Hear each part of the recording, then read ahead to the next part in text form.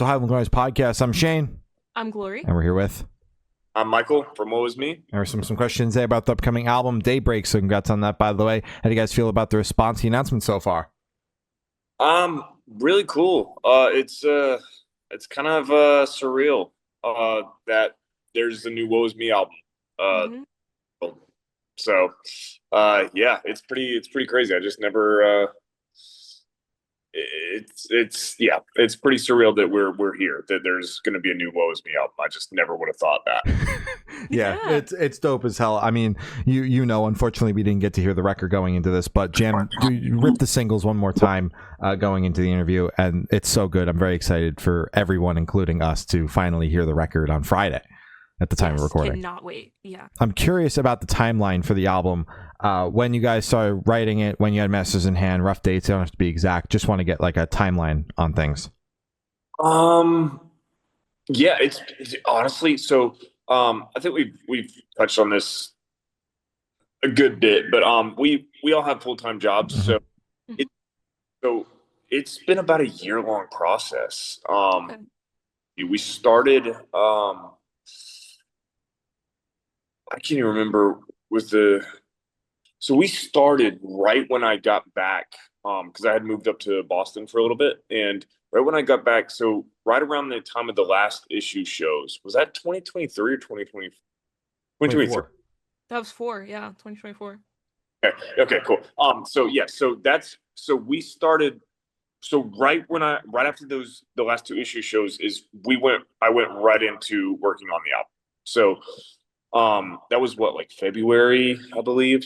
So yeah, February 2024. So about a year-long process. And basically what we would do is, like, obviously we work during the week, and then on Saturday and Sunday it was just go time for writing. So, you know, we'd write Saturday, Sunday, go right back into work. Saturday, Sunday, go right back into work. So it's just been an entire year of just like of that, essentially. So not really had many breaks, but yeah, it's been cool. And I don't know, like it's been exhausting, but it's just been very rewarding too. And like during the week, I would just look forward to the weekends and being in the studio and everything, and being able to write and be creative. But it's cool because a lot of times, obviously, like touring bands that are on the road all the time, that are just really active, playing shows,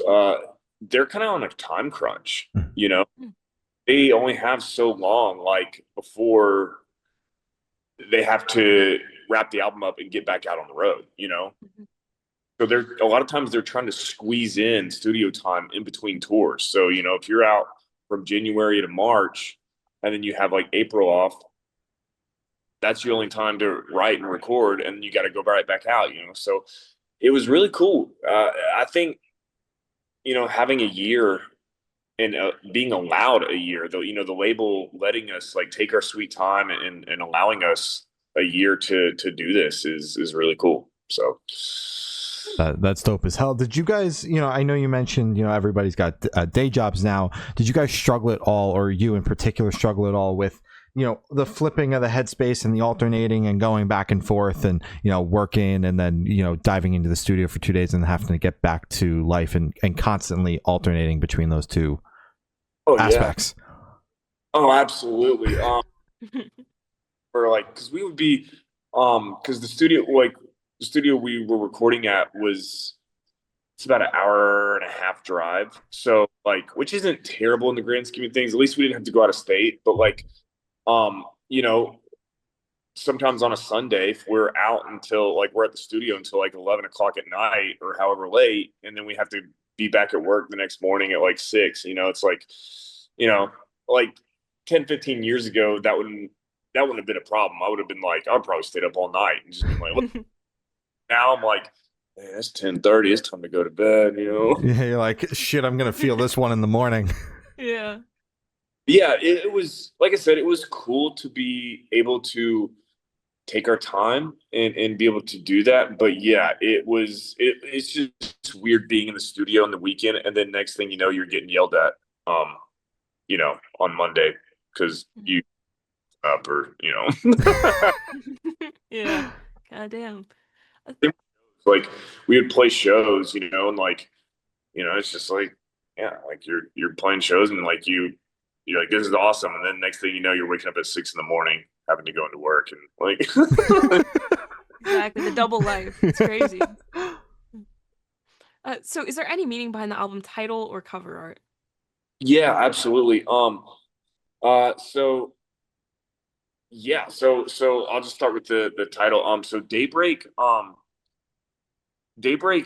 I feel like really represents like to me, and this might sound a little cheesy, whatever, just bear with me. But like you know, like so Daybreak like represents like a new kind of like a new day for Woe Is Me, a new you know, this is like a fresh start for Woe Is Me. Like we've had all these, if you know Woe Is Me or the lore of Woe Is Me, like we've had all these ups and downs. There's been all this, you know, stuff going on with us and everything in the past and whatnot. But like this just is, it just feels like we're all like in such a good place with the band and like we're getting along so well like we've grown up, you know, like that's what it is. Like we've grown up, like we're adults now, like we're not some stupid kids, you know, just like making dumb decisions, you know, like you know, like we've grown a lot and like not just as people but like in songwriting too, like we're like we've just gotten, I feel like way better at writing songs. So but yeah, Daybreak just represents like it's like a new day, like you wake up, it's like a new start, and that's basically what that represents. But as far as like the album art, I just wanted, my vision for the album art was I want people to see that and have like a sense of hope. Like you have the sun, like the light coming through, like in the actual album art and everything. And like I just wanted people to see that and go, okay, that kind of just like just that photo, it just gives me hope. That's it, just it's like you're looking towards the future, like it's a new day, the light's shining through, like, you know, like it's just a fresh start overall. And which I really want to say thank you to everybody to like helped us out with that, the album art. And the girl in the picture, her name's Haley, and then this girl Shaylee, she shot the photos and everything, absolutely killed it. And just yeah, it turned out really really cool. Like she got the vision, so just absolutely nailed it.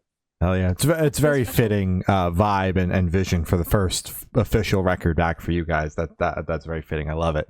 So can you tell us a little bit about the writing process for the album? Yeah, so it started out like, I think it started out just kind of like, I don't know if like every band does this or goes through this phase, but like it started out like we were just gonna write some songs, kind of see where it goes. And then I feel like by the third song, we kind of locked in a sound and like really honed in on a sound that we want for this album. Um, and a lot of people have like, you know, obviously there's like the whole like country elements to it, I guess, like in some of these songs, but like we uh we didn't want to like go all in on that, I guess, but we wanted to like kind of touch on that. And like we are from Georgia, like we've grown up in the South, like we've grown up like we know we've grown up around country music and everything and stuff like that. But like we wanted to like kind of sprinkle that in a little bit, but we just, you know, we still wanted to stay true to what was me and like what we've done in the past. But you know, but yeah, like I said, I think when we started it out, we didn't really, we were just kind of writing to write, and like and I'd say by like the third song or so, we just really honed in on the sound. And the album itself is like there's a lot of ups and downs. It's just like um I think it's by far, and I know every band says this about their new album, but like it's by far the most diverse like Woe Was Me record, you know, because you know you have Genesis and it's just like balls to the wall, just start to finish, just chaos the entire time. And this album just, you know, we have a freaking like piano ballad on it, you know, so it's just like it's just there's a lot of like ups and downs and yeah, it's very, very, very diverse. So yeah. Love to hear it. Yeah. Was it like, was with that third song where you guys kind of locked in on the sound where you guys were like, we're working on a record, or did that come even later in the process where you guys kind of realized the record was formulating? I think we kind of like knew that we wanted to do a record when we were even earlier than that, when we were kind of like releasing Red and Ghost and um Hard to Live. Sorry. Yeah, so with those, I think we kind of, it was in the back of our heads, like, but you know, obviously once we signed the deal with the label, obviously we knew then it was like go time. Obviously, we we're gonna be doing an album, but like, and that came about like just so just so organically, and it was just it was a really cool, smooth process, and working with the label and Shandan, they're just great. They're just not like any other label, and they've just like let us have a lot of freedom, and but also backed us so hard. And working with them, just I could talk all day about how great they are, and supportive and everything. But yeah, obviously once we signed the deal, you know, we're like, all right, it's go time. Now we have to do an album. Got Whether to we do it like at some point. Yeah. Hell yeah. So, what song off the album took the longest to write, and which one is your personal favorite? I'm not really sure because like Borrowed Time, we started on that one, and I think that one went through like a lot of different phases. But I would say start to finish, just because we changed it so many times. I would say there's a song called, it's called Fuck You To Then, but like we just did the little F you to then just for purposes, because some places are like weird about that, like selling that stuff. So but yeah, it's called Fuck You To Then, and I think that song went through so many different phases. So I would say maybe that one took the longest because right before we were finished with the album, we changed the last section of that. Like very last minute. So I would say that one. But as far as my favorite, oh God, that's so hard. I still think, and I know it's the first single we put out, but I think maybe Here's to Me. Just because I I'm so proud of that chorus, and I love that chorus so much. And ever since we wrote it, it's just been stuck in my head. And um, I would say maybe Here's to Me, or um, God, I don't know. It's so hard. It's so hard. It's like picking a Um, favorite kid. literally. Um, I would say Here's to Me. I don't know. The closer was special too. Um, I think that song's just like very special, and something that like, yeah, it's just very close to home.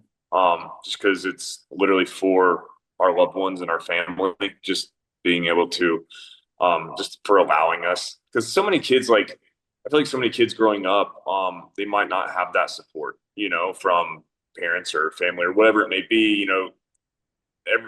There's those parents that kind of push you in the direction that they want you to go, like, oh, I want you to be a doctor, I want you to be this, whatever it may be. But like, all of our families, all of our parents allowed us to chase our dreams and do that. So that's kind of what the closer is about. But yeah, I would say maybe Here's to Me or the closer. Love that. Hell yeah. Perfection.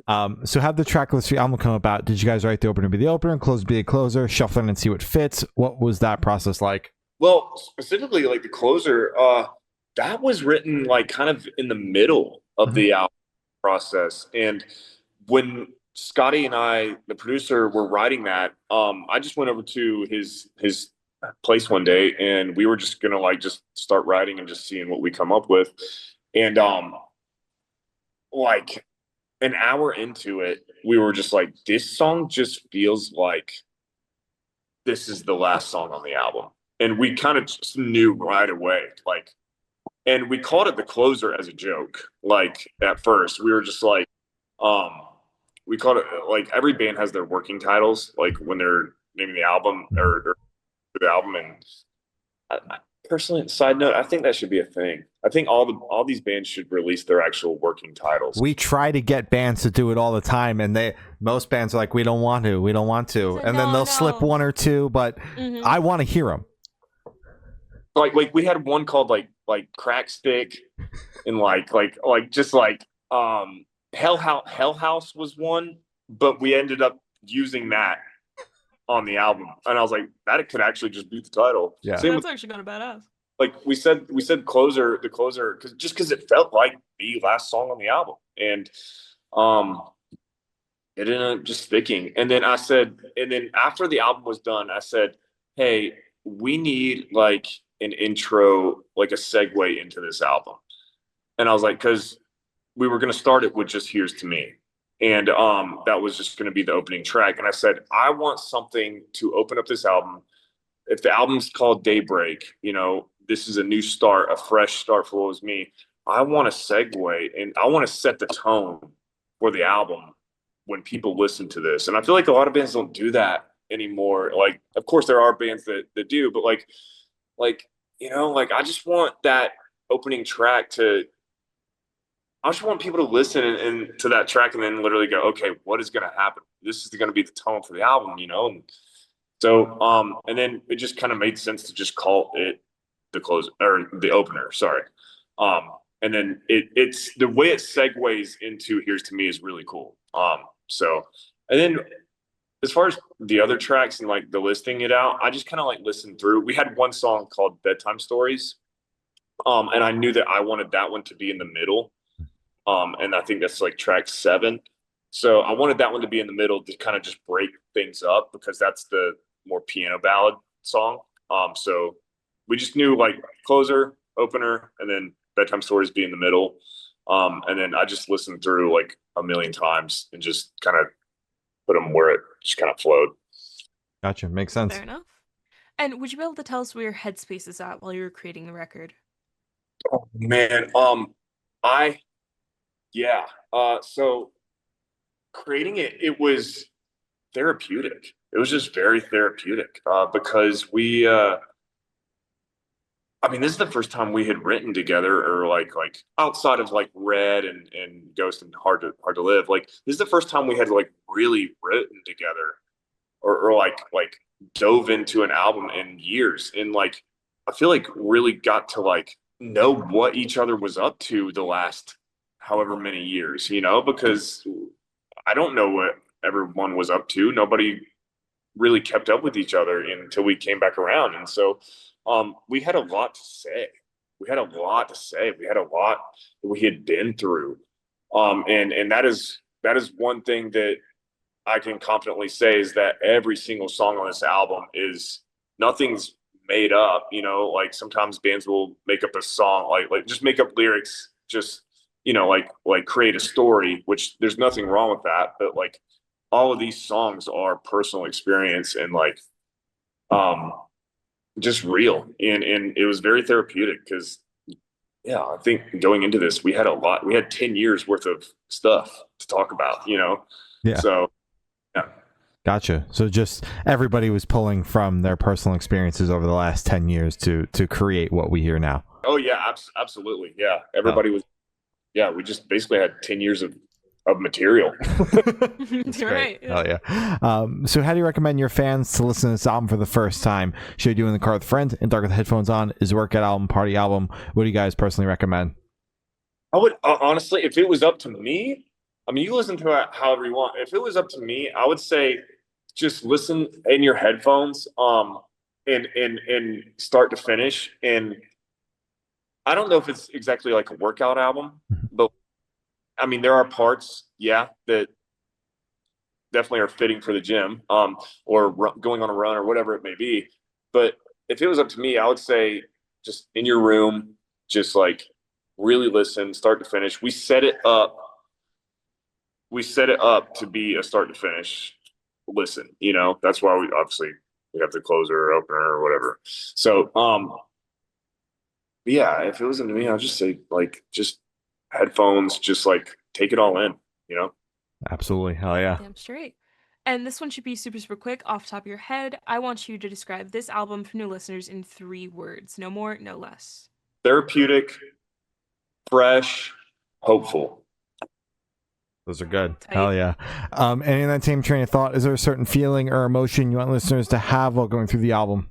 I don't know if there's like like one specific emotion, but like I just think I just think lyrically, like there's a lot for people.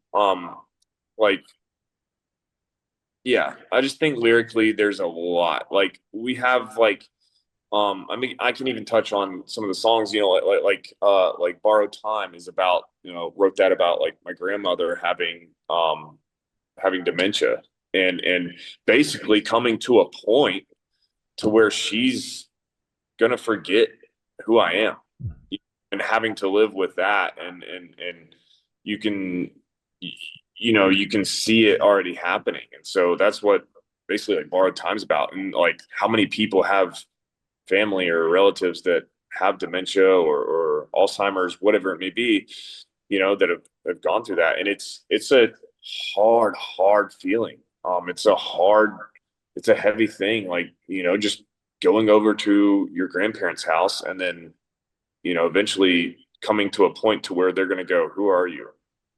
You know, it's like, you've known me my entire life. Like, you don't know who I am. And it's a very, very sad thing. And, but yeah, I think there's going to be lyrically something for everyone. There's some really, really, really heavy tracks. Lyrically, obviously instrumentally too. Like we kept, you know, we tried to, you know, make everybody happy.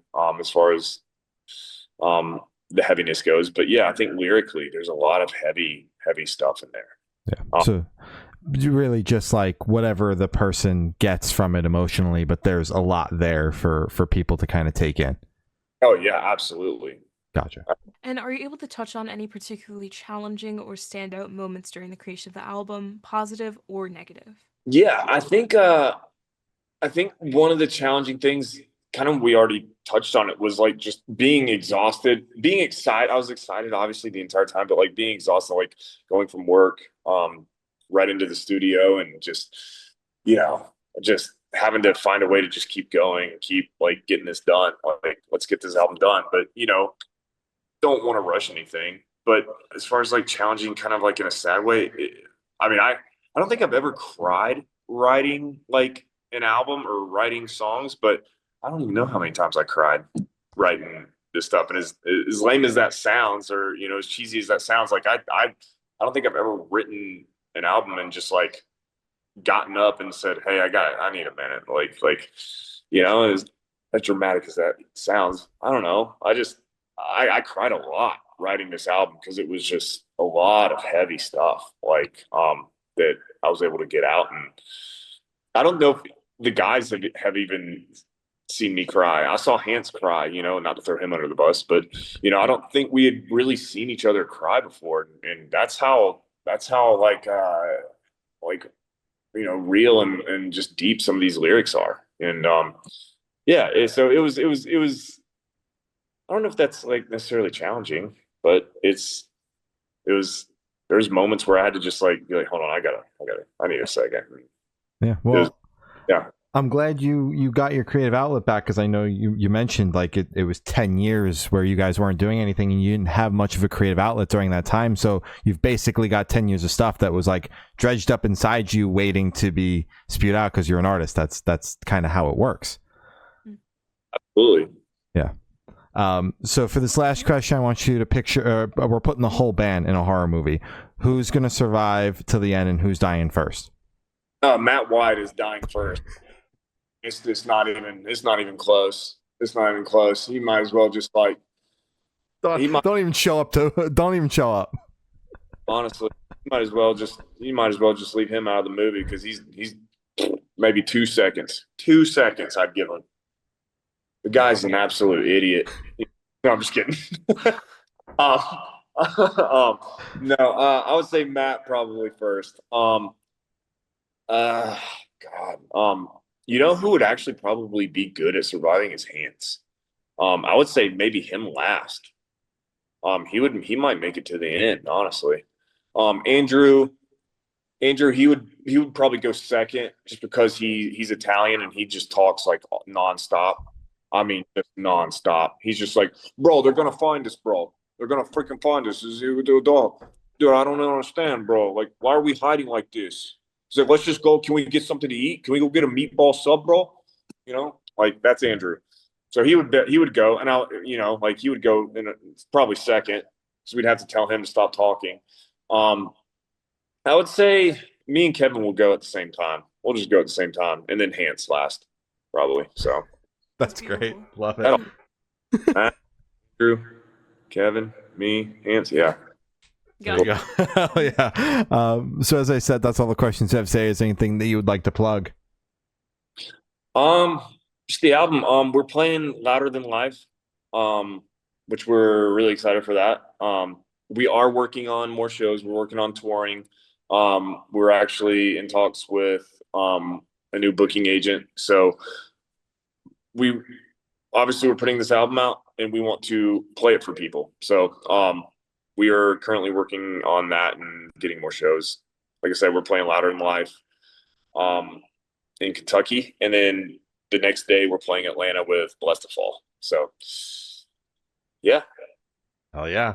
All right. Well, thank you for sound. It's been Michael from What Was Me, and we have been the Good Noise Podcast.